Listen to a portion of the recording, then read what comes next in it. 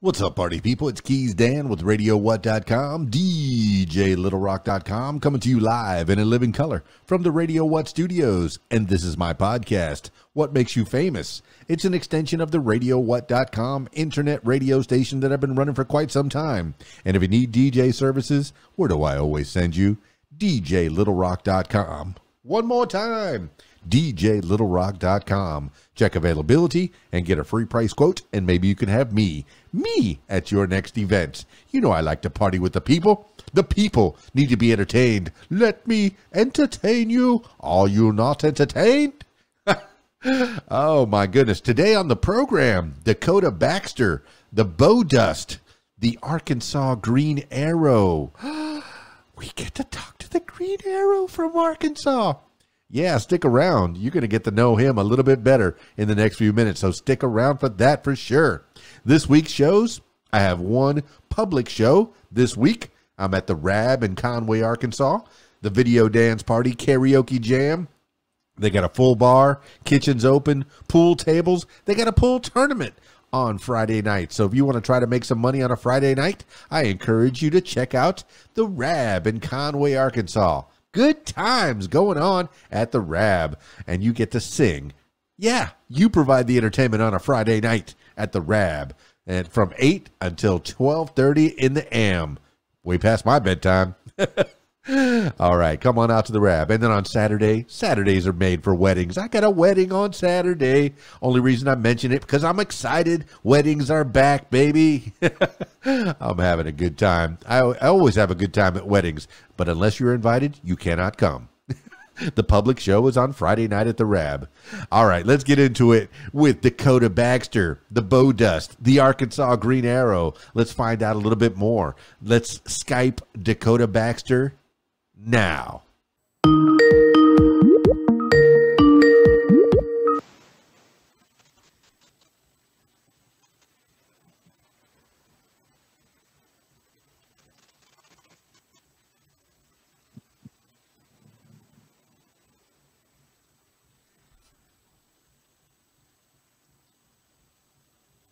Look at him. I can't hear him, but I can see him.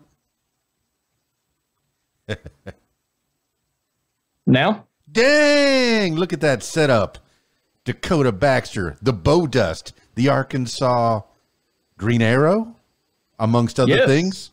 Man, that's quite a setup you got there. Thank you. My goodness, how's your day? Doing good. How about yours? Oh my gosh, your microphone sounds better than mine. I'm jealous. I'm having jealousy. What kind of mic is that? That is a, hang on, let me get it right. Electro Voice RE320. They use it in a lot of podcasts as well as TV shows. You're going to make me cry, man. That's what I've been using on the radio since 1986, I think, on and off on radio stations. There's also the RE20 has a slightly different sound, but this one's cheaper, and in my opinion, it sounds better than the RE20. Okay, the RE20 is the one I've been using, and I think it's been the industry standard since the early 70s, really, since the 1970s. But I digress, man. I'm geeking out because you sound good, you look good. People that are listening to the audio version of this podcast aren't going to get to see your pretty face right next to mine, right there next to mine. We're watching the video version. There's the shirt. All right, tell the people what the shirt means. So it's a Star Lab shirt, which is if y'all have ever seen The Flash on the CW, it's basically the whole tech conglomerate that they run in order to kind of take care of the whole team and keep everything undercover, but still be able to fund their team. Well, I mean that's the whole Arrowverse, and that's yes. Is that your favorite version of the Green Arrow? And I guess. Well, let's Green Arrow specifically, no. Well, let's do this. Give the people an idea. Give the people an idea of who you are, Dakota Baxter. I guess the BowDust would be your handle. So BowDust is where I do a lot of the gaming kind of portion. So BowDust is originally, I came up with the name by playing Minecraft, and it was like the bow and arrow and redstone dust. So it was kind of my two favorite parts about Minecraft was the range battles as well as the redstone contraptions. But over the years, Minecraft has become irrelevant and then relevant and then back and forth. So it's kind of lost meaning in the whole Minecraft realm because there's so many other things that are going on that game. Came up with that name then, and over the years, Disney came out with Brave after that. Of course, Hawkeye came out in the Marvel Universe. Lots of other bow fighters. Legolas was making a big comeback, as well as many other bow fighters. And it just became so popular that people were picking up bows again, and they were all trying to learn archery. So it was something that I kind of picked up, and I haven't really done too much archery. I mean, I have bows. I can go shoot one in my backyard right now if I wanted to outside the city limits, but I haven't really practiced. Well, Dakota, so many things, interested in. So many avenues to kind of peer through. We could talk about bows. We could talk about the various characters from different cinemas and television shows that you've mentioned that handle bows. Is this something that you grew up with? Did you go to summer camp and do that bow and arrow that they made you? It wasn't a very good bow and it wasn't a very good arrow, but you had to try to hit this target from 50 feet or so. And I was never very good at it. So when I was in middle school, they had a bow team like for competitions, and I always wanted to be part of it, but I never knew like how to be on it.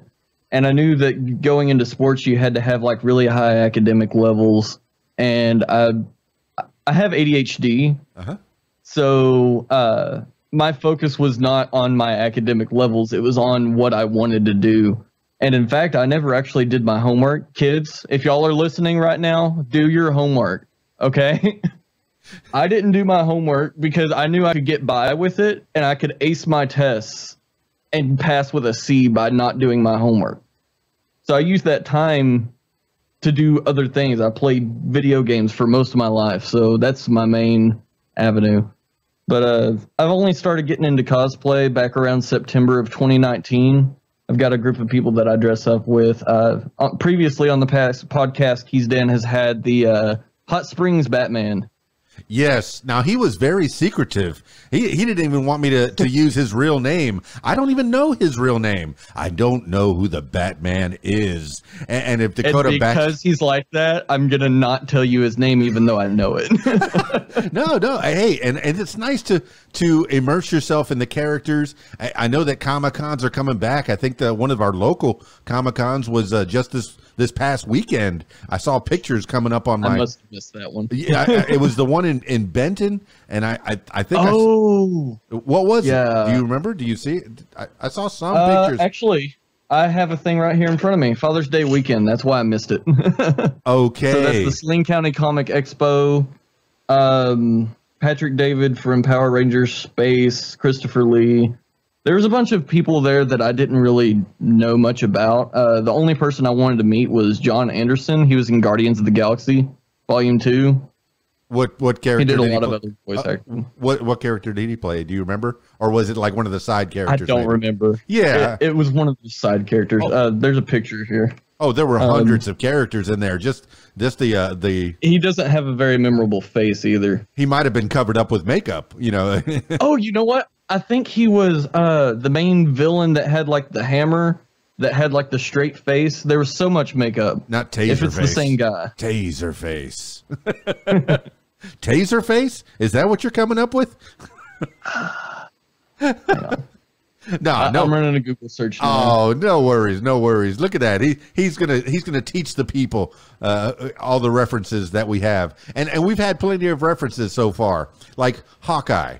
Where is Hawkeye from? I read a lot of comic books in the 80s, in the late 70s, early 80s. That was my time for comic books and all the fandom. And, so anything that happened in that time, that was the right age for me. So where did Hawkeye come from? Where's he at in the universe? Hawkeye is in the Avengers. He is the archer. So he has all the gadget arrows. There's actually a really cool scene in that movie. Well, those few movies where his quiver will rotate between different power-ups that just attach to the end of the arrow.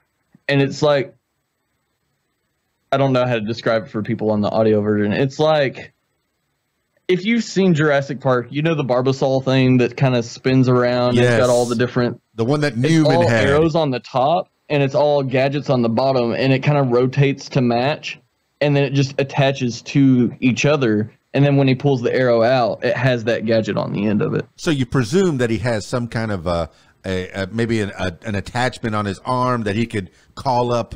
You know, I need an explosive tip or a fiery tip or, you know, just a regular tip. You know, how would he call that up? Do you imagine? I believe it's like you said, it's an attachment on the arm where he can just like pick out the different. But and I know I picked Arrow Hawkeye first. Actually has. Go ahead. He has the attachments on the quiver on the front, and it's all just attachments down the belt on the front of the quiver. And then he pulls the arrow out, and he will actually attach it off of the quiver on the front. And it'll be like a sleight of hand trick almost. Okay, and this is in the Arrowverse yes, or not. That's not in the comic books. I remember Green Arrow always being this blonde guy with the goatee. For the most part, that was his character. And man, people think that. Okay, I've heard it before. Is an archer kind of a useless character after his quiver is empty? Because I think the general standing is that they have 15 arrows maybe in their quiver. Is that the number? It varies between the size of the quiver on the back. If you go back to the animated series with the Green Lantern, or sorry, Green Arrow. People keep calling me the Green Lantern, and I get confused by myself. But he has this really wide thing that's like wider than his shoulders, and he can like grab with both hands if he needed to. But you just kind of lean to one side, and you can pull it out. It's okay, but you know, were looking up canonically. John Anderson, I guess, was the character. Did you ever find him? Yes, he was Shron the Ravager. All right, we're giving credit where credit is due. If we mention him on the podcast, we'll try to figure out who he is and give him full credit. So he was mentioned. Okay. So Hawkeye. Okay, Legolas. Where's Legolas from? Legolas is from the. Oh, I feel bad now. I brought him up. I have to say it. It's I haven't seen it, but it is from. Was it The Hobbit? All right. Googling. Yes, The Hobbit. That's correct. That's one that I haven't seen, and I know I saw all the Lord of the Rings, and I remember it was a lot of walking. Walk this way, and then walk this way, and then walk this way, and then drop the ring. Oh, the man's got a guitar. Walk this way. You're a man of many talents. There's a whole lot more to you, Dakota Baxter. Mr. And again, BowDust. that's all part of ADHD. You start to gain interest in one thing, and then when you've done it for so long, it just becomes part of you, and you're like, I want to learn something new. Yeah. I mean, so far we've been all over the place, and I'm trying to steer this boat, but this boat will go off course very easily because I'll find something about you, and you'll say something, and I think maybe I have ADHD undiagnosed. It's possible, squirrel. But no. But I'm asking about Legolas, and you haven't seen The Hobbit. Wasn't he in the other movies? And I have not seen any of the Lord of the Rings movies either. Okay. That was the words I was trying to think of. Okay. But I have played the video game series called Shadow of Mordor, Shadow of War, and those are again from the same franchise. All right, so that's one of the tent poles of you is the video games. When did you get an interest in video games? What year was that? Ever since I was little. And what year? So I was born in 94. 94. The same year the Nintendo 64 came out, I think. Okay. I'll take your word for it. That. I'm not looking it up. Don't you dare. I'm gonna have to Don't you dare. I'm going to have to later now. But I grew up on my friend's PlayStation and another friend's Xbox. So I was kind of testing the waters to see which one I thought was better at the time. And at the time it was Xbox. So I got a PlayStation 2 that me and my dad shared. And of course my brother, It was a family gift kind of thing. And we all went out and picked a game. I got Sly Cooper. That was one of my main big ones. Nintendo 64, I played GoldenEye, which is like everybody's first game for some reason. Mario Kart, Donkey Kong, lots of other 64 games. So I guess 64 was my first personal gaming console, but I played other people's older consoles as well. Oh, I definitely go back a little further. I had the Atari 2600, and we have that at the Galaxy Connection, which is, again, is a museum I work at. Oh my goodness! See, we're giving credit where credit is due, and there's more avenues to explore. But I had a 2600, and my stepdad was an electronics engineer, and I can neither he had a Commodore, didn't he? I can neither confirm nor deny that he pirated some of the chips, 40 different games on the 2600. I think the statute of limitations got to be over by now, but no, I had 40 games, and I was the house that the kids wanted to come to. I think I spent whole Saturdays playing Defender and Pitfall Harry and oh my goodness, what are the other ones? There's so many, but yeah, there's of course the Adventure, which is the first video game to ever have an Easter egg. Did not know this. Tell me more. The Easter egg for Adventure. Do you know what Adventure is? I do not. Obviously, go ahead. Go for it. No, I don't. Okay, so Adventure is a game where you play as a dot. This was the graphics back then, was top-down dots. And you had to work through various mazes. And once you got to the end of the maze, there was a castle that was a certain color. There was 3 castles on the whole map. You had to find keys to match each castle, and they were all color-coded. Certain areas of the maze you came with a flashlight, but the flashlight was like, you can see this circle around your character. So you're working through a maze where you had very limited space. Once you get to the end of the 3rd level, you could pick up a key and take it all the way back to the beginning. And that key is hidden inside a wall at the very end. Once you pick up the key, you take it back to the beginning. You can pass this line that you saw when you first spawn in, and it shows the credits of the person who created the game. Because back then it was like, okay, you created this game for this company now owns it. Right. And nobody. So he had to hide his name in the game in order to get recognition for making the game. I've heard there's a lot of stuff like that in Disney animation where you get hidden words. I mean, the famous one is the sex and the dust in the with the Lion King, wasn't it? But the sex was written in the sky on Aladdin on the flying carpet. Yeah, but there's a lot of hidden Mickeys. They hide the Mickey logo inside of the animation in various places. I mean, already I could see you're into electronics. You have a lot of electronics in your house. I'm looking at a piano keyboard in the background. So the piano keyboard I got when I was a kid, it barely works. It barely has any sounds on it, but I have a cord that runs along the wall and then back into my computer, which is on this side. So what do you do with all this electronic equipment that I'm looking at? So with the piano, I don't really do much anymore, but I was trying to learn through Synthesia on how to play various games. And for people who don't know what Synthesia is, it's like Guitar Hero, but with an actual piano. And it has notes that come down, and you have to hit the notes along with the...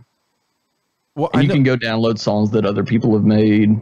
I know my daughter plays Hatsune Miku, the dancing game. It's like a rhythm game, and you got to is that the same thing with the keys? I've heard of that. I'm not into anime. Right. That's she's like the one avenue my brain doesn't go down. Yeah, she's a 15-year-old girl, and she, wants to learn Japanese and wants to eventually one day go to Japan and do something there, maybe a translator, a diplomat, or something. But all sounds like a very nice place. I've seen lots of videos of people just walking around in the city. Just looks amazing.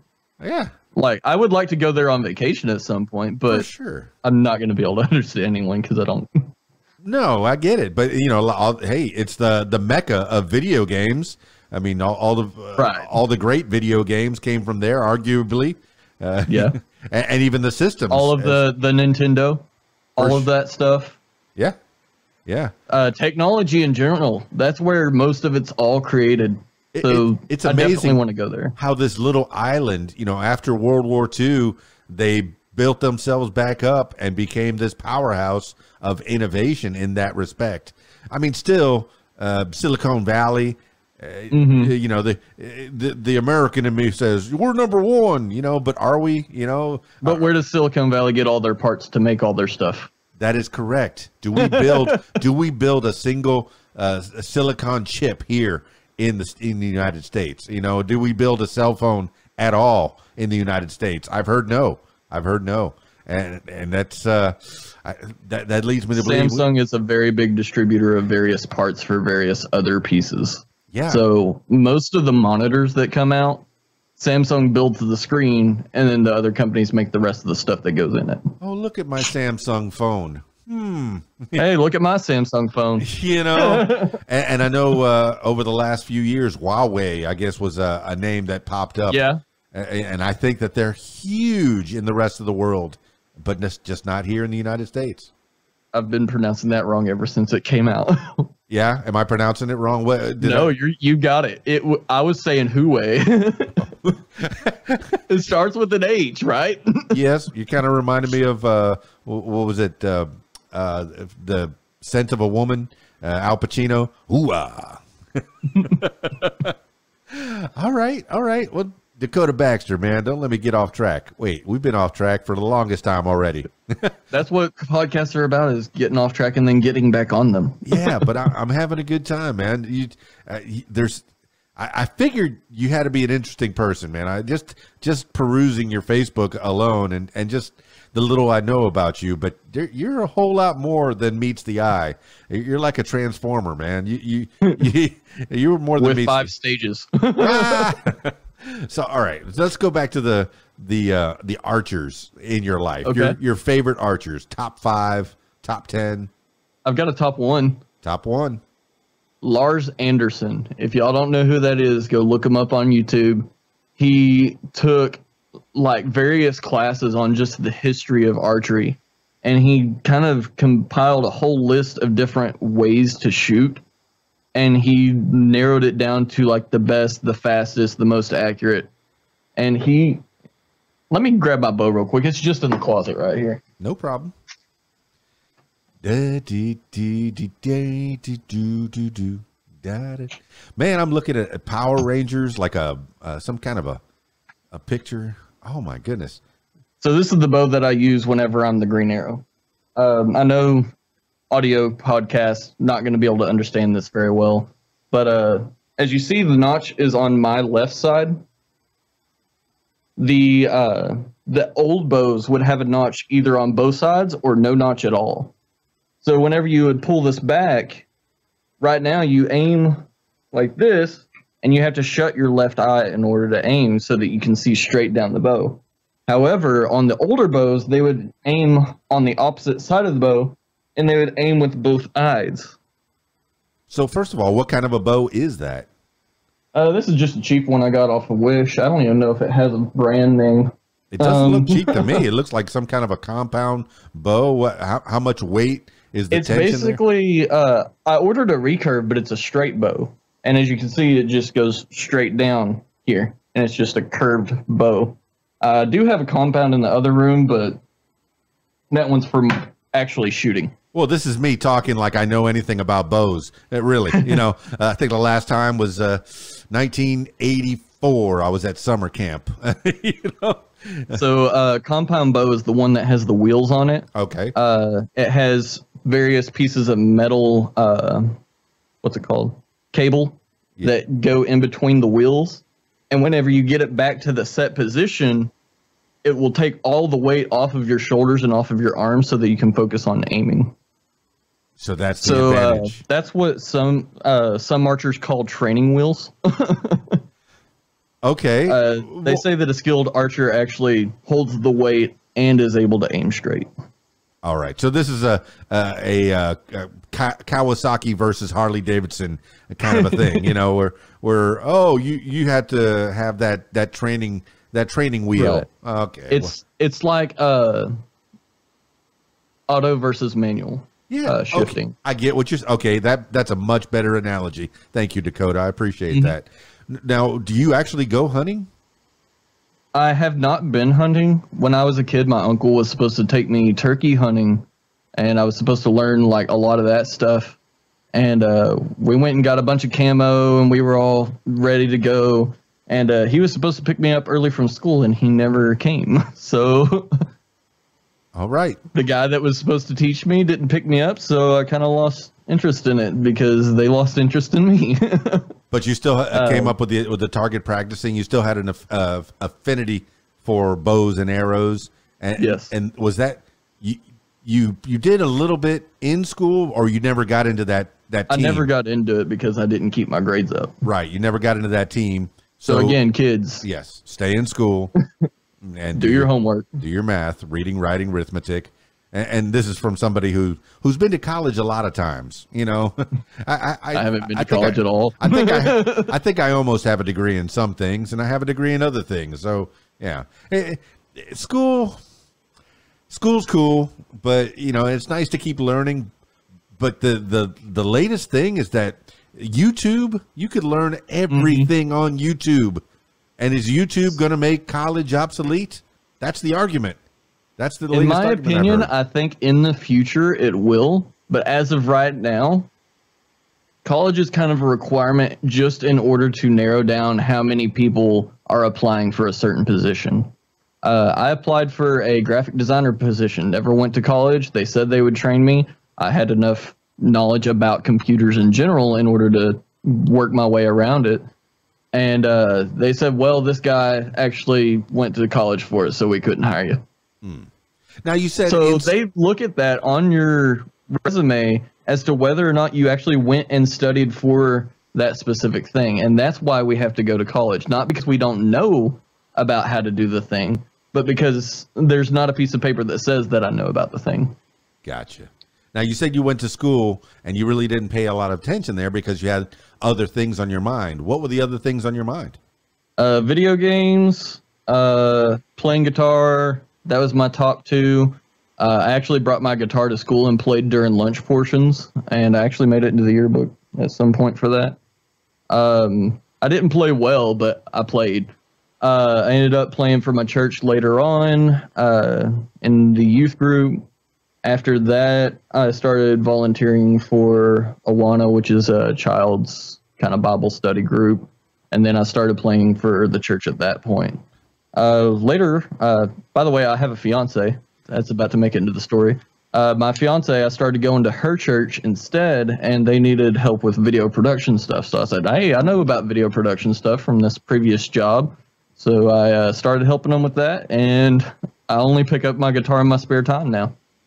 That is cool as can be. Now, when did you start playing guitar, and who got you the first guitar? So my dad got me my first guitar. He had one that he had in the Army that had like a curved back that had like, it was called an applause guitar. It's a very cheap one that you're not really worried about getting damaged, just something to work with. Again, that was when I was a kid. I didn't really know much, and I would try to tune the guitar myself, pretending like I know everything, and break the strings. So it got taken away from me, and later on in middle school, around 6th grade, I started picking it up again, and I started bringing it to school around 7th and 8th. That's fantastic. Any formal lessons or? No, mostly play by ear. Once I learned chords, I moved to an acoustic guitar, and I can look up pretty much any song online right now and play it if I've heard it, like if I know the flow of the song. Well, how did you learn chords? There's this place called Ultimate Guitar, if y'all look that up. There's a lot to look up in this podcast. There's homework that maybe these kids aren't going to do, but I encourage you to do so.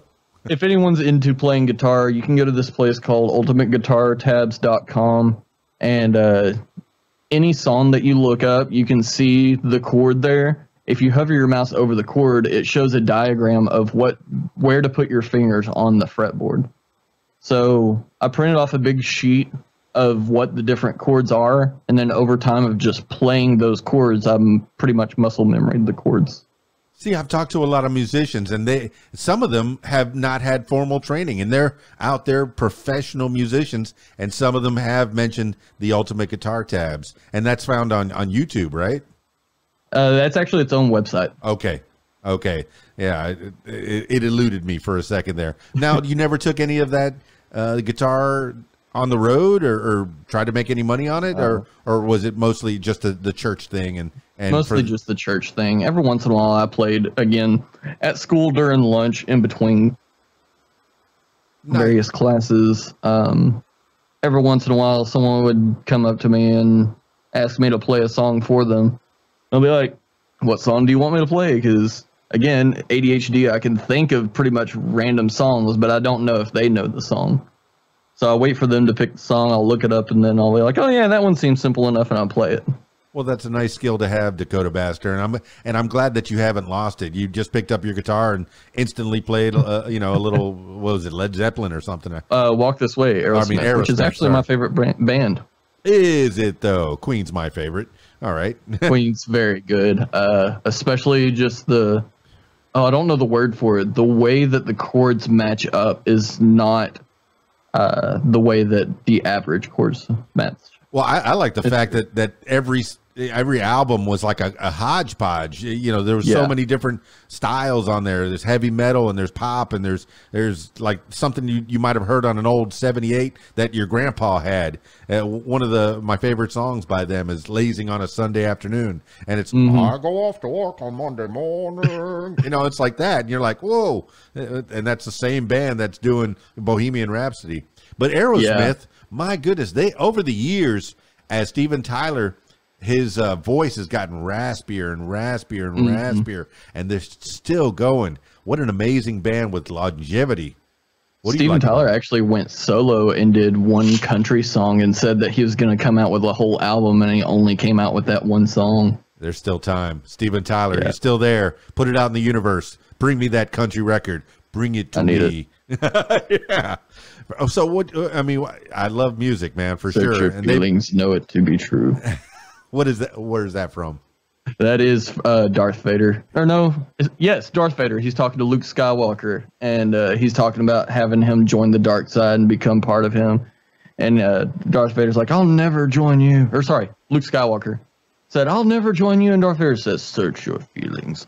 Know it to be true. And then he promptly cuts his hand off. Oh! Spoilers. Did we just spoil like this 30-year-old, 40-year-old movie? I'm getting old. They better have seen it already. I'm getting old, man. Look, everyone already knows Darth Vader's Luke's father, so if what? It happens right there. Mind blown. What? Really? But I thought Obi-Wan said he killed and betrayed your father. Huh. He killed, what's it called? He killed Anakin Skywalker. He did not kill Darth Vader. Oh, so from a certain point of view, you buy that? He basically killed Anakin Skywalker as he was and turned him into Darth Vader. Oh, he most definitely did. He left him a rotting, frying corpse. I was like, really? Yeah, that scene's all over the place. People have redubbed the voices into different voices. My favorite is someone has turned Obi-Wan's voice into Mickey Mouse and has turned Luke Skywalker's voice into Donald Duck. And it's just them arguing. It's the same words. It's just people voice acting these characters. I could see that. All right, voice acting. Let's go there. Have you ever thought about doing voice acting, or do you do voice acting? I can do Weird Al kind of impersonation. You know how he gets kind of yelly, so I have to like lean back away from the microphone whenever I do it. But I'm just considering the cool equipment you got there, and I'm already jealous of the microphone, of course, and the way you sound is good. And there's what is it that what else are you using all those cool electronics for? All right, so pardon my language. I have what is known as the shit stack. Okay, it's the shit brand audio. Explain. It's called SCHIT, but it's called the Magni and the I've got the Heresy, which is the red one, and then it's the Mahdi. So the Magni and the Mahdi, and one is a headphone amp, and the other one is a DAC, and they kind of plug into each other through various cables, and then straight into the computer. And that is how I hear. That simple. Well, okay. Let me see if I could use the other camera. Let's see. Let me see if this will actually work. Okay. If I change this to the Logic Pro, then you'll be seeing. Oh yeah, the Rodecaster is what I've been using. My cable's too short. I can't move it around. No, I plug all my microphones into the Rodecaster, and that thing has really saved my life as a podcaster. And then I have a Stream Deck there. I have a Stream Deck. Oh, look at you. That's where I do all my sound effects. Oh, fantastic. Well, speaking of, I meant to start this with sound effects. Let's go back for a second. I am the Green Arrow. You have failed this city. So I use a bunch of different sound effects when I'm playing games just to kind of mess with people. Well, that's from the WB Arrowverse. CW, yeah. CW. That's right. WB's Warner Brothers. They have the Batman rights. Yeah. Okay. See, and man, let me tell you, my whole family had their eyes glued, and we watched every episode. Supergirl, Flash, the Legends, the Arrow. Just fantastic the way that they melted all those together. I think they did a much better job than the cinema. What do you think?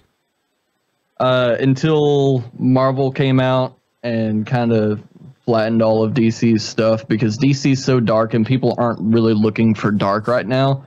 There was so much going on when that stuff came out that they're like, I would rather have something that brightens my day. Yeah, how did DC get so dark? Because, Marvel... Because Batman is dark and brooding, and he has a terrible backstory. And he's the one that leads the DC universe. You like it or not. In fact, they originally, when they were writing the CW shows, they were originally planning on making a Batman TV show.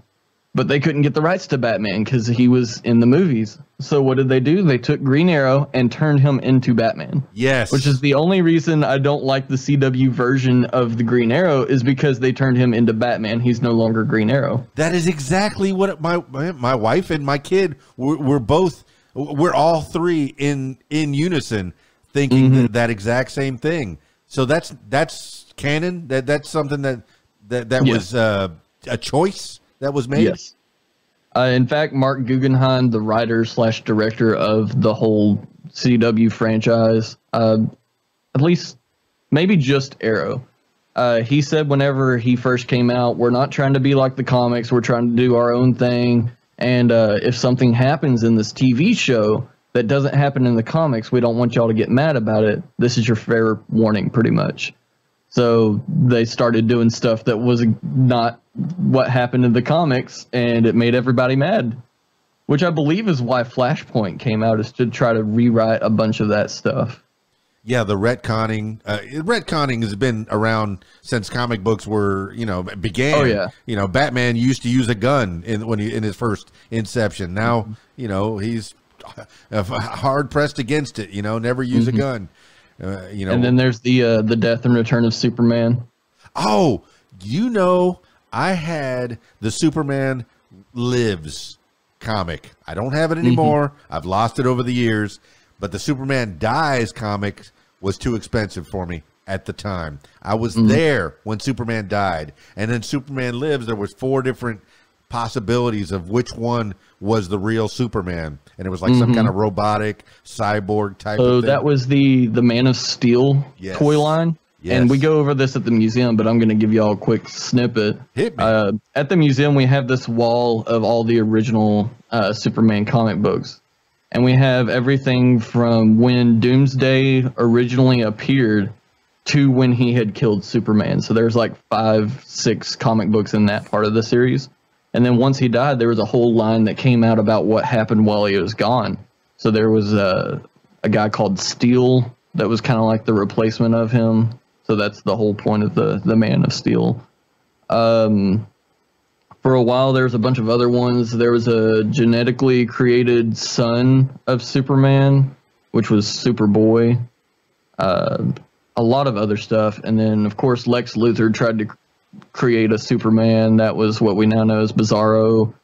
But yeah, a whole bunch of heroes were created around that time period in order to take the place of one.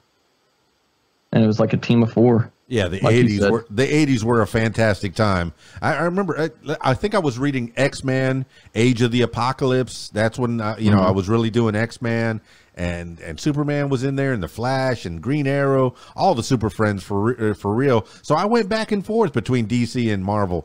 Some people are strictly Marvel and strictly DC, or they like Star Trek, but they don't like, or they like Star Wars, and they won't go back and forth between them. But I don't limit myself. I like all of it. So tell me more about this museum. I've been meaning to go there and visit. I'm on the Facebook page, and it's so cool. Tell me about the Galaxy Connection. So right now, while we're on the subject of comic books, we have a great tour guide that started recently. His name is Andrew. Don't want to give his last name because I don't know if he's comfortable with that or not. But if y'all go in, we have a list of Andrew's recommendations, and he has like a whole list of comic books. And like, if you want to start with this series, you want to start with this series, this is where it all starts. This is where you can go read these comic books. And he went through a lot of work to get like, here's where DC started, here's where Marvel started, pick a hero. These are the 3 best series from that comic book. You mean like a flow chart? He's done a flow chart, Andrew has? Not like a flow chart, but a bulleted list in order. Wow. Yeah, because I think each recently character has like 3 different ones, and of course Flash's has the Flashpoint. I don't have the whole list in front of me, or else I'd give a couple examples. No, because we watched the Marvel universe in order chronologically. We started with the Power Girl. What was that one? Power Girl. Not Power Girl. The one where she was back in the 90s and they had the Flurgan. Oh, Captain Marvel. Captain Marvel. We started with that one. Actually, we started with Captain America. Captain America. That's it. Yeah. We started with Captain America and worked our way up from there. So yeah, that was a very cool way to watch it. Except for the outtakes at the end kind of didn't make any sense because they were leading up to other things. But yeah, it was. Yeah, the end of Captain Marvel was leading up to Infinity War. Right. Like, there's all these movies in between. Yes. Oh man, so I went and saw that one in theaters when it first came out because that was the order in which I was supposed to watch them. And I'm like, but these are already out. I've already seen Iron Man. He's not bragging. He's seen it in the theater. I mean, it didn't go as well as I had hoped it did. What, the Captain Marvel? Yeah. You didn't like it? It's not that I didn't like it. It pointed out a lot of necessary stuff, especially everything we needed to know about Nick Fury, but don't hate me for what I'm about to say, but they are putting the whole women's rights issue at the whole forefront of the movie, and it's not supposed to be about that. It's supposed to be about a hero saving a city. Well, you'll find that a lot of movies do get political. I watched a movie called Felon on Netflix over the weekend, and it was a movie about a guy who went to jail for accidentally killing someone, and while in jail he's a white cis man, and he ended up having to get together with the white power Nazis just so he could survive. And then being part of that group, he has to fight, African Americans and Hispanics. So it's a whole power struggle. But in all, it was. But that's history too. It was a movie about the prison system and how 1,000 people a day, at least at the end. I didn't research this, but at the end it said 1,000 people a day go to prison. Is that necessary? I mean, not to get too political, but I do want to know what you think. You're considerably younger than I am. I was born in 1969. I'm the old guard, and you're the new kid. You're the millennial. What do you think about things, in the world? And politically, we're coming out of the last 4 years and now the new 4 years. How do you feel how do you feel the world's going, the country's going, your own backyard? I'm not great with keeping up with the political stuff, especially now that I have my own place. I've cut the cord per se on normal television. Me too. When I was a kid, a lot of the news stories that were coming out were all just very depressing. I'm like, you know what? This is bogging me down so much. I'm not hearing enough of the positive. I'm just gonna stay away from the TV. Every once in a while, I'll look up some news story that I heard about at work so that I can be relevant. But I'm not going to go too politically because I don't want people to get mad at us on our video. I make it weird all the time, and I'm the same. I don't have any regular television. I have the Netflix, Hulu, and Amazon. I don't even have Disney anymore. I need to get Disney back because there's good shows out there. But there's another political thing on Disney. Okay, all right. You know the Gina Carano thing, right? No. Tell. Gina Carano, which is the main female lead in Mandalorian. Okay, there was something about her. I remember there was something, but I don't know what it was. So basically, she was on the show. She was doing a great job, and it was a great way to show women that women were strong and powerful without putting it in everybody's face. Mm-hmm. And people were able to see that, and she went to Disney World. She dressed up as Snow White or Sleeping Beauty. I get the two confused. I think Snow White, but she was basically the Disney princess from that franchise. After a while of people looking up to her, she started being honest on social media about who she is. And a lot of people saw that and thought it was a good thing, that she is the strong person who's very opinion forward about who she is as a person, as Disney didn't like her opinion of who she was. So who they fired her. What didn't they like? She didn't put in her profile what her preferred pronouns were.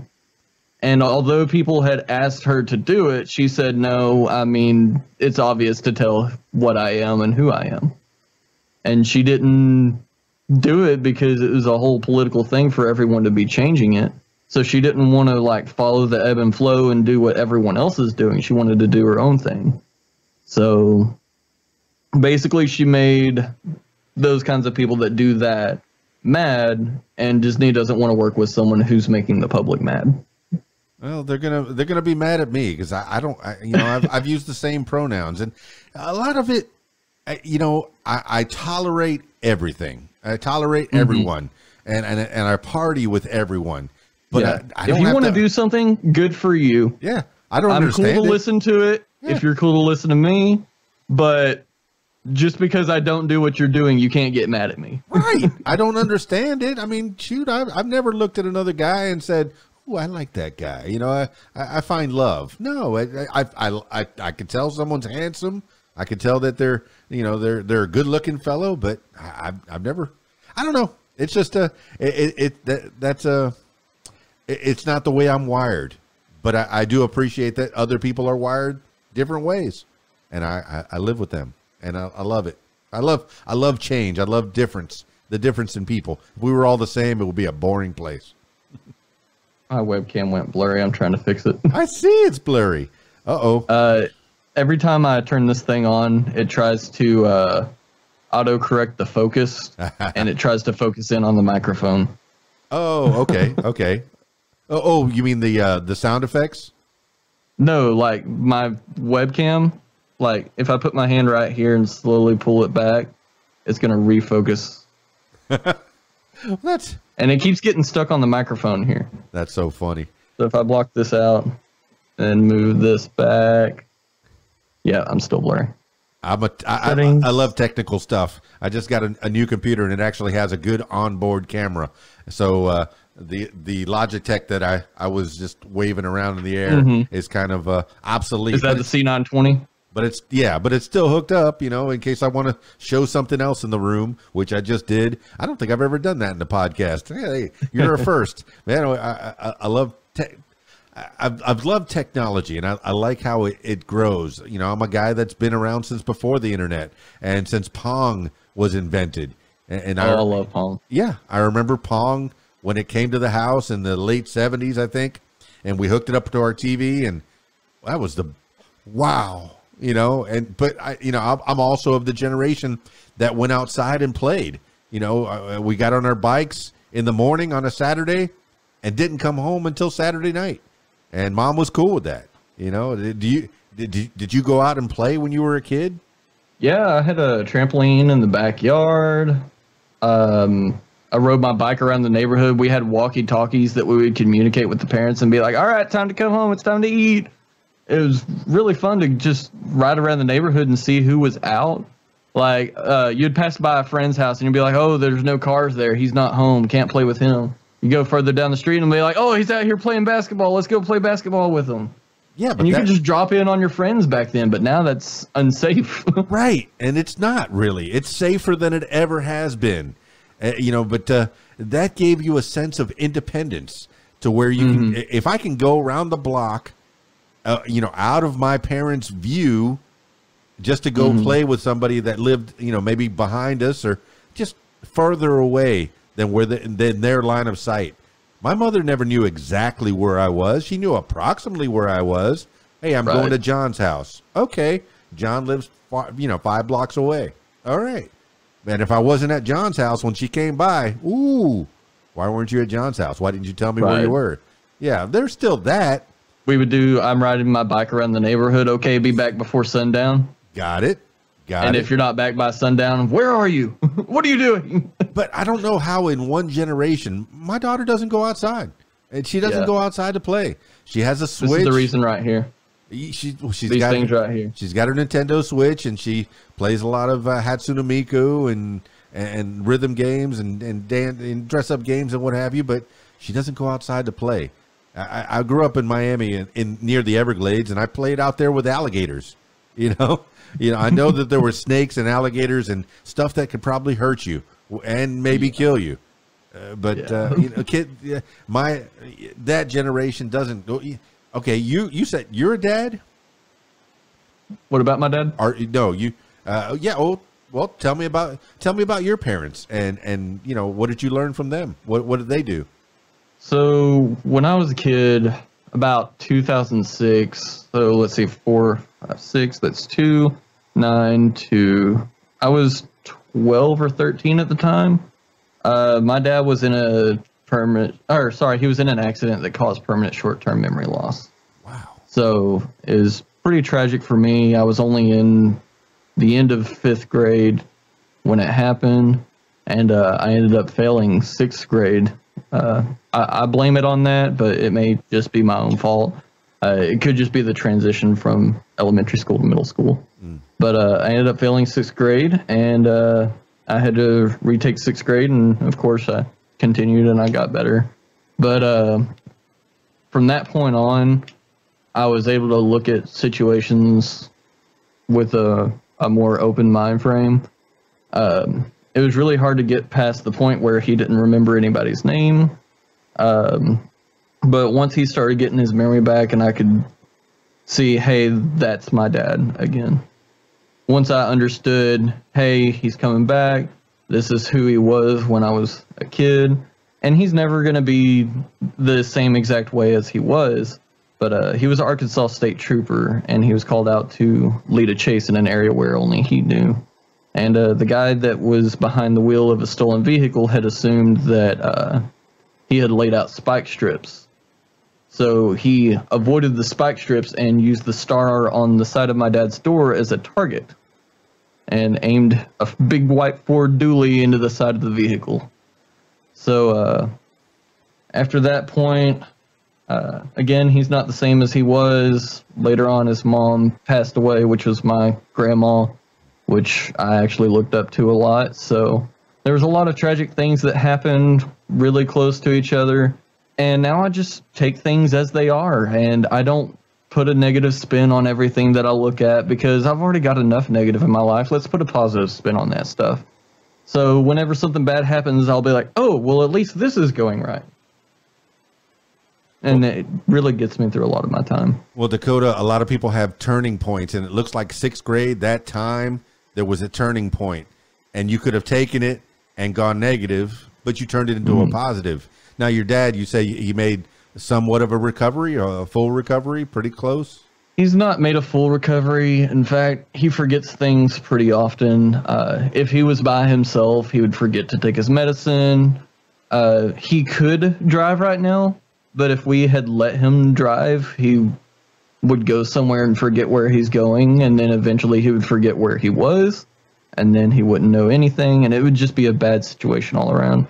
So we've got people that have been staying with him over the years. We've had to let certain people go because they weren't as real as they said they were. I'm not going to go into any details on that because no one really needs to know about that portion of life. But we're in the process of getting like an actual company to be a live-in kind of, not live-in, but come stay for the most of the portion of a day and then leave. Okay, I mean, not that your mom is defined by that thing, but what does your mom do? My mom has a full-time job that keeps her mostly occupied. Whenever it's a weekday, she has to work in order to provide for the family. Of course, he's got disability that he can live off of, but if she keeps working, it makes that easier. Right. Makes it more affordable. Oh yeah. Sorry, I've got the hiccups. No, that little extra cheese that helps, man.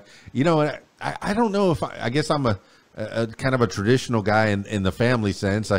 When my wife got pregnant with her first, with my second, but her first, I said, as soon as you have the baby, you can just stay home. And now I work, 2, 3, 4 jobs just so she could stay home. And she's been homeschooling the kid, since birth, just teaching her things. And I think she's all the better for it. And when I get home from work, the wife's there and dinner's ready most of the time, which is great, Now, hey, I'm currently working 2 or 3 jobs as well, and that's paying bills. Yeah, speaking of that, anybody who peruses your Facebook page will see that you've already mentioned a little bit that you've had a fiance, and that's a new thing in your life. I'm getting married in December of it's 2021 currently for the people listening in the future. Getting married in December, right at the end. Planning's going well. We got everything pretty much nailed down, what we're doing, where's the honeymoon going to be, who's invited, that kind of thing. We're just kind of waiting for time to pass and waiting for the day. Well, mazel tov in advance for someone that gets to go to weddings at least 3-4 times a month, doing the DJ thing, which is great. But is there going to be a theme or do you have anything? I mean, somebody of your stature, I could imagine a theme maybe. We're getting married in what was originally a barn that has now been redecorated to look like a wedding venue barn, but it was originally an actual functional barn. Which one was it? This one is in New Edinburgh, of all places, but it's called Tanglewood Landing. I think very nice place. We looked up the prices of a bunch of places, and that one was kind of like at the bottom of our list just because we wanted to spend more than the bare minimum. But after looking at all the places, there's so many restrictions on you can't do this, you can't do that, a minimum of this many people.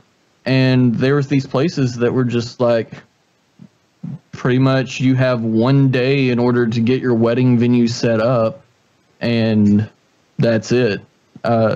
If you go to the Garvin Woodland Gardens, where a bunch of my cousins got married, obviously not to each other. I mean, it is Arkansas. It is Arkansas. I say that, man. I say that a lot. When we do the bouquet toss and the garter bell toss, I go, well, unless you're related to this girl, right. This is the girl, the one that caught the bouquet. Unless you're related to her, that's the one that you have to look forward to, or get to know better. Oh, my goodness. Unless, we're in Arkansas. They make fun of us all the time about that. So there they get a couple hours in order to set up for their venues. And my fiance is a very anxious, anxiety kind of person. And she's like, I need more than a day in order to set up for a wedding that I want to appear on video and last for my entire life. So she added that one just for the amount of time that we would be able to spend there. And it ended up being the one that we went with. Yeah, I like the place. We places. get like 3 days in order to set up for this event. We get Friday, Saturday is the wedding, And then Sunday we have a cabin on a lake that we get to stay in so that we don't have to go home that night. All right. Amazing. Big shout out to Tanglewood. Good deal. Yeah, I like the places that let you set up the day before, because to do it in the morning and then, get yourself ready and then try to have a party and be cordial to your family. These people are tired by the time, I did one on Saturday. It was supposed to end at 11. They were beat by 10:30. They were dancing. They were like this. Do we have to go any further? Because we've been, and they had to set up in the morning, and they've been up all day. So yeah, you got the good plan. You got the right idea. So let's go over the love story. How did you meet, and how did she become the one, Neo? So if you had said this 6 years ago, people would be like, "What?" I met her online. Why not? Yeah. So whenever I was swiping on Tinder, like, she's out of my league. She probably won't. And then I looked at her profile. She's a godly woman, which, of course, I'm absolutely in love with. The fact of that. I mean, I wasn't in love the second I saw her on the profile, but anyway, we continued on talking to each other for a little while. And it turns out that she was actually about to delete and uninstall the app because of all the creeps that were on the other dating websites. So I had caught her by mere minutes, and she's like, you know what? I'll give this one a try. So if I had waited at any point in time in order to message her, we would not have met, because she's here in Hot Springs and I used to live in Benton when I was a kid. So crazy story. But she knew people that were hiring. I applied for a job and got it, and pretty much uprooted my life from Benton and moved to Hot Springs. Fantastic. And that is New the people one. that needed roommates. And I'm partial to redheads too. So there you go. I don't know what it is. It's very striking. My wife was a redhead, when we met. Mm-hmm. It has since changed colors. But, when I was a kid, there was this thing called "I'm gonna beat you like a redheaded stepchild," and I'm like, so redheads must be these terrible people, right? Every person I've met is a genuine, straightforward, upright person. You know what? I've not met anyone that was a terrible person. I think it's because it's so rare. People want to knock it down, like a celebrity.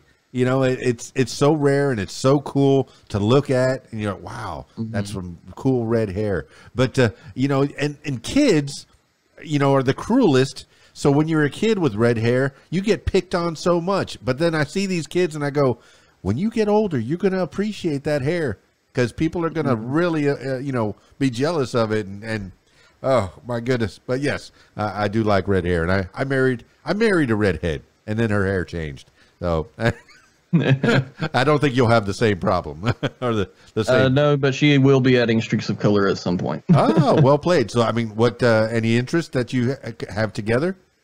Of course, we've got church. She sings. So she's been singing for her church her entire life. I've been playing guitar for mine. So every once in a while I'll be able to sit down and play with her. We both have an interest in Harry Potter.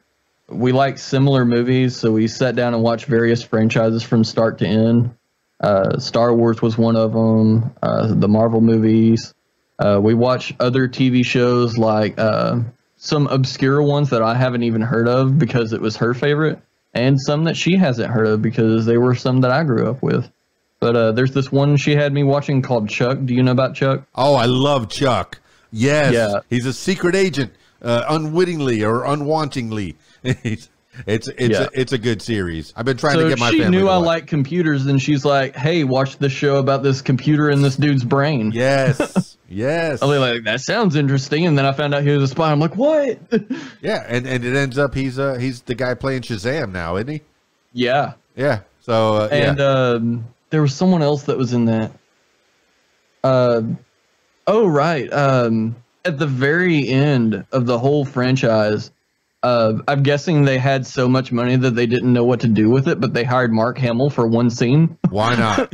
Why not? Oh, fantastic. Not even a whole episode, just for the one scene. Yeah. At the very beginning of Well, that's what Mark Hamill has become, kind of that one scene, that cameo guy. Even at the end of one of the Star Wars, you didn't see Rise of the Skywalker. You didn't see him at all. Actually, it was the one before that. Sorry, the one just before. Yeah, and then there's Luke Skywalker. Because if it was the Rise of the Skywalker, then you couldn't call it that because it'd be a spoiler for the end. Correct, boy wonder.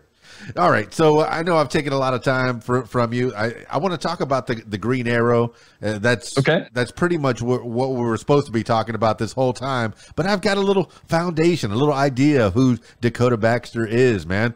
So when did you start with this Green Arrow, and which incarnation of Green Arrow did you start with? So I've actually got a card here somewhere that I just pulled. I guess I'll put it back. We have cards at the Galaxy Connection for anyone that comes by, but we've got trading cards for both me and for Superman. And we'll be making some other ones later on, but it kind of has some of my story on the back. You can follow me on Instagram at AR Green Arrow. Gonna be changing the name here soon because now I'm Spider-Man, so I can't be the AR Green Arrow if I'm also Spider-Man. So I've got to find out some sort of username to. I wondered about that because there's limitations, but it doesn't really limit you. I've seen a lot of Instagrams that do like the AR Batman and the AR Superman and different, wherever they're from, but they have other interests as well. I mean, so do you want to be cosplayer 2525 or whatever? So I want to keep Arkansas in there. The owner of the Galaxy Connection is wanting me to put the word Galaxy in there somewhere. So Arkansas Galaxy cosplays, maybe, and then I could do like cosplays for the whole group instead of just for me. And that would give me a lot more to work with as well. So it's not just my two costumes and then whatever pictures I take at the events. Yeah, you're not beyond switching from Marvel to DC. That's what that tells me, which is great. That's the main thing. You like it all. And so tell the people where the Galaxy Connection is, because I do want to visit that thing. One of these days, I'm going down. The Galaxy Connection is on Washita. I can look up an exact address real quick. Please do. Because when I see it 536 Washita Avenue, Hot Springs National Park, Arkansas. We do VIP tours as well as general admission tours. General admissions are $15 each, and VIPs are $35 each. But we also have a Polaroid camera, and we'll take your picture and send you with the Polaroid picture, and that's part of the VIP experience. We have various lightsabers and other replica props. We don't have anything that's like from the movie, but the best thing in our museum right now, which the crown jewel, I guess you could say, is the Han Solo statue that we have.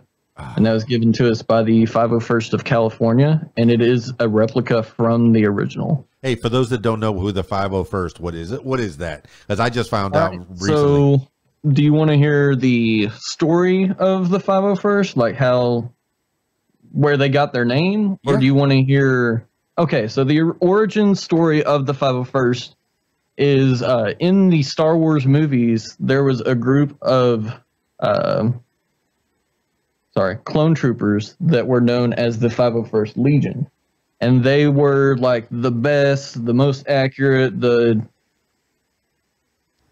trying to do this without saying language. They're basically the most accurate. That ship has sailed already. I'm not editing anything. Well, we haven't said any language yet. So. Yeah, when you were talking about your stack there. Oh. I try to keep it clean. I'm not counting that because it's a brand name. Okay. All right, so the 501st. I have a button for it if I need to. But basically the greatest clone troopers in the whole multiple galaxies of Star Wars. And they were basically Anakin Skywalker's right-hand troops whenever they called the Order 66. And once they followed him, they led pretty much a huge battalion of people that were all the greatest clone troopers. Fast forward to present day, because that was a long, long time ago. In a galaxy far away. Go ahead. Right. So now the 501st is people who cosplay as that group. And it was originally just clone troopers, but they kind of went forward to any bad guy from the Star Wars franchise. All of their costumes are based off of blueprints. They will get blueprints from some of the original movies. They'll get them from wherever someone else has made them publicly available. And they will basically take a ratio off of their measurements to the measurements of the person that was originally in the costume and make the costume on a ratio to their specific specifications.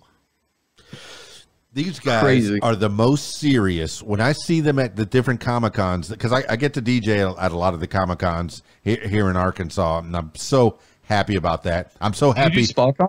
I did Heroes and Angels, CosCon, the Comic-Con way. I did that for four or 5 years, something like that. So yeah, the one group that is so regimented is the 501st. So incredible.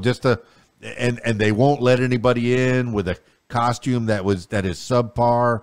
It's on a certain level. Oh, look, I see the lights. Forgot to turn on my light. I was wondering why everything didn't look right this entire time.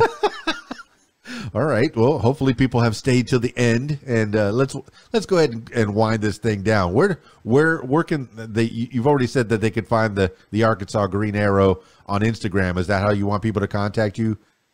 Yeah, you can send me a message on there. What kind of events? What kind of events are you wanting to do? Do you visit hospitals and stuff? Yeah, if we can, we'll do that. But as of right now, everything's still on lockdown pretty much from COVID. But and kid parties. We have at the time that you were interviewing the Hot Springs Batman, we didn't have this, but we now officially have a nonprofit organization to operate through. Very cool. So, well, what is that? That is called the Galaxy Heroes.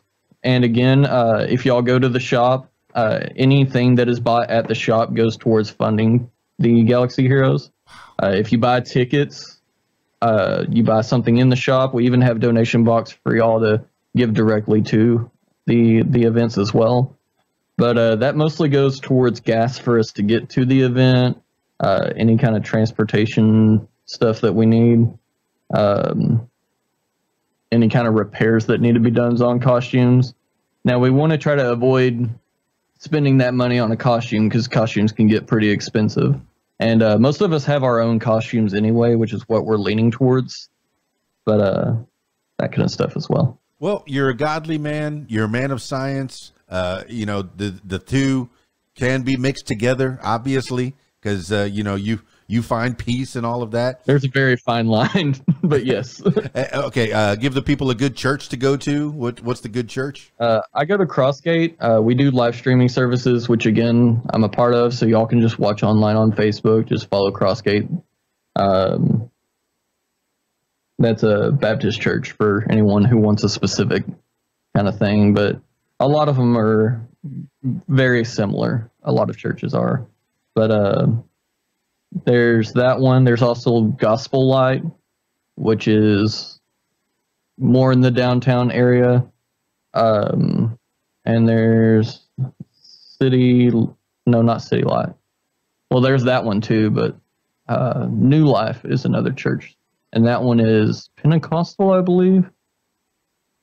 Okay. But, yeah, wide range of varieties there. So you dabble in all those? Because I think while I was growing up searching, I've been to all these different kinds of churches trying to figure out what was the right fit. Do you think that that's a good path to go on, is to find the one that works for you? Yes, I agree on that completely. Now, there are some that are kind of outliers. Like, some will say that they're Christian, but for instance, Mormons. I know this is a mean to complain about the Mormons. Oh, I was a Jehovah's Witness, so there's no complaining. I was, and I know as soon as they start taking you away from your family, there's something wrong here. Yeah. So they wrote a whole book saying, like, these parts of the Bible are no longer relevant in today's standing, and here's some new verses that we wrote that we think you should. And I'm like, you can't just take things, pick and choose verses. You have to believe the whole thing regardless. Yeah. So I get it, man. You know, once again, you got to find your fit. And I'm not saying there's a lot of Jehovah's Witnesses and a lot of Mormons that I know that are nice people. So pretty I've got much one guy that I grew up with. His name's Tyler. Shout out to you if you're listening. Yeah. But I know like 5 Tylers, so they're all going to be like, "Is it me? I'm not Mormon." If you think it's you, it's you. I grew up with him in high school, and he's a great guy. Pretty much lost contact with him, but I used to play games with him a lot. I don't know if he's still Mormon. He was when I met him. Yeah. But he talked to me about it once and then never brought it up again because he knew where I stood. Yeah. And that's kind of the path you have to take now, is once someone says no, you just like, okay, cool. We're just going to be friends. We're not going to bring this up again, but it's nice to know what you believe. And I'm friends with a lot of atheists that are the same way. Yeah. There's just certain outliers that are. I think where I've landed, I mean, I was born into a Catholic family, you know, and like I said, I've been to Jehovah's Witness. I dated a Jewish girl for a couple of years, so went to synagogue and, you know, just, you know, in Baptist church, Southern Baptist, Black Baptist, Missionary Baptist. I've been out there. I've been, you know, searching. And where did I land? I'm probably agnostic. I don't know if there's a God, but I'm not going to discount it. I can't tell you there's not. I used to be a zealot. I used to have so much faith, and now it's like, yeah, I don't know. There's that fine line, you know. All right. Anyway, as we wind this thing down, let's close this thing up. I don't want this to be the last time that we talk. Dakota, I am going to come see you at the Galaxy Connection for sure, and I'm not going to ask for Andrew. I'm going to ask for Dakota. No. Okay. Well, I'm only there on Sundays after church, so from 1 to 5. For about 4 hours. That's a great time to go. That is a great, because I have a rule: no work on Sundays, lazy Sundays, because I work so much Monday through Saturday. And that's another Bible thing. See, you're working in great. See, I'm in there. It's still in my psyche somewhere. You know. Meanwhile, I'm working. Meanwhile, but it's after church. Yep. And it's for a good cause. There's some a charitable endeavor as well. So that's great. Dakota Baxter, BowDust, all the best to you, man, for sure. You know, I know this. I don't want this to be the last time we talk. I'm going to be following you on your Facebook and your Instagrams. And are you a Twitch? Are you on Twitch as well? What do you do on Twitch? I am. I built my computer custom, though, and I built it in 2016. So as of right now, my CPU and motherboard are a little out of date. I'm running a Core i7 6700K for those who care. But again, that was like something that was reliable in 2016. It wasn't top of the line then, and it's definitely not top of the line now. Well, I mean, so what do you do on Twitch? It's getting a little dated. I keep updating the graphics card, but it's a severe bottleneck right now. But do you play games or music? What do you do on Twitch? I used to do music on Twitch. It didn't have as much of a following as video games did, because that's what Twitch was originally created for, was video games. So I was playing DayZ, and that's where I got a pretty big following for a little while, because someone had raided me, and that lasted about a month, and then eventually people started dipping off. So, yeah. I got rated. I play a lot of Fortnite, and like every. I'm sorry. You know, I know it's a kid's game, and I need to get out of it. And I downloaded Fortnite when the Green Arrow skin came out. I have it. I paid for it. I don't play it. I have it. You know, and right now I'm using a skin that's a green skin called Mayhem, but it's like a one of those green suits that they use for motion capture. Oh, yeah. You know, so I actually want to get one of those suits and play as that guy while I'm wearing the skin of that guy. But I could see you playing as the Green Arrow. But I have that skin too. I think I either purchased it. I purchased it. Somehow I paid for it, whether it was the monthly thing or whatever. But yeah. Oh, we never mentioned which version of Green Arrow I dress up as. Yes, we were getting in there. So I dress up as like seasons 6 and 7 Green Arrow, where he had just switched outfits right before season 8. What changed from the hood to that? What was it that changed? It's always been a hood, but it's the different materials. It's the colors of certain parts of the material. If I remember correctly, between 5 and 6, the color of the piece around the zipper changed. And then not much else, just like where the studs were located. But the quiver had completely changed. The bow completely changed. And I need to order a new bow because I broke that one back in December. But to answer the question, that version of Green Arrow, I mixed it with the original Green Arrow from the cartoons with the big long beard. So that's why you see like a lot of beard on the Green Arrow, is because my hair's brown. So obviously I have to do the current version of Green Arrow because all the other ones are blonde. Correct. But I like the longer beard of the originals, and I like the story of the originals. So I'd wear the costume of the current one. But I also have a boxing glove arrow that I put on the end.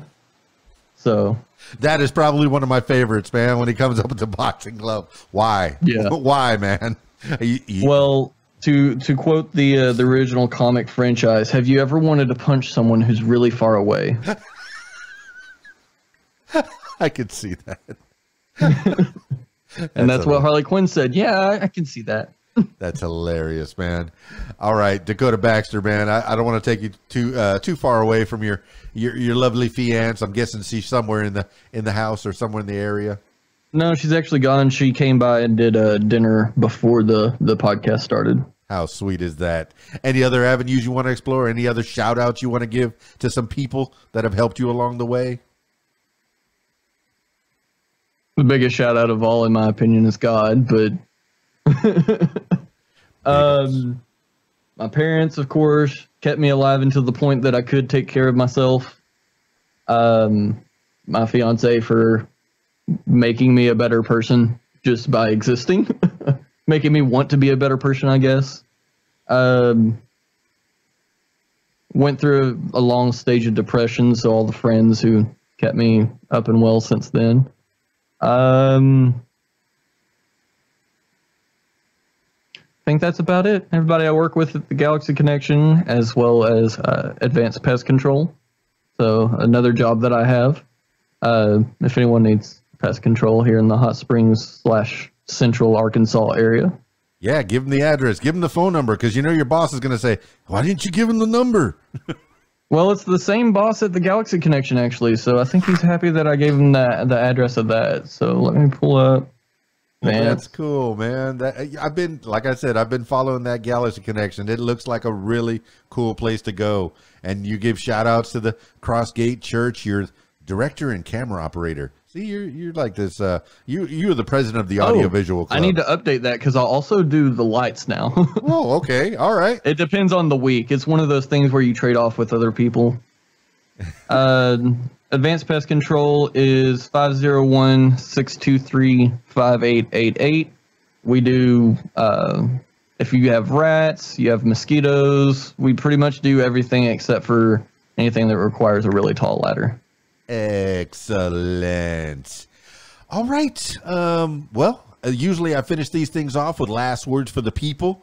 Dakota Baxter, this could be words to live by, something you heard a long time ago. Maybe, somebody in your family told you something to live by, or maybe a mantra that you wake up with every day, or just whatever pops into your head at this moment in time. Dakota Baxter, the BowDust, last words for the people. All right, so this comes from my favorite game, Call of Duty Black Ops Zombies. It's a quote from JFK that they had actually ported into the game. Where did it go? Change is the law of life, and those who only look to the past or the present are certain to miss the future. Basically, if you try to keep things the way they are, or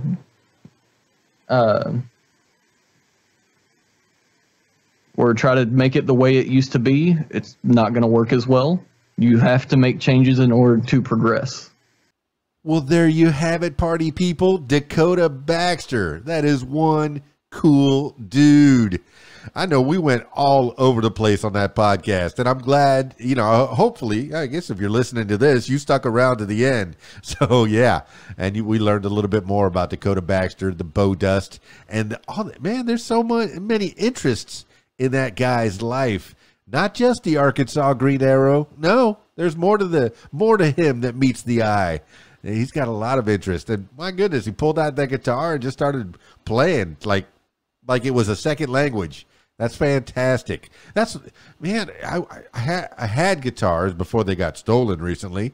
I know I'm still bitter about that, but I've always wished that I could pick up a guitar and just play something. That is a skill that I still want to have. So I need to get another guitar at some point and start playing it, because music is cool, and this the geekdom, the fandom.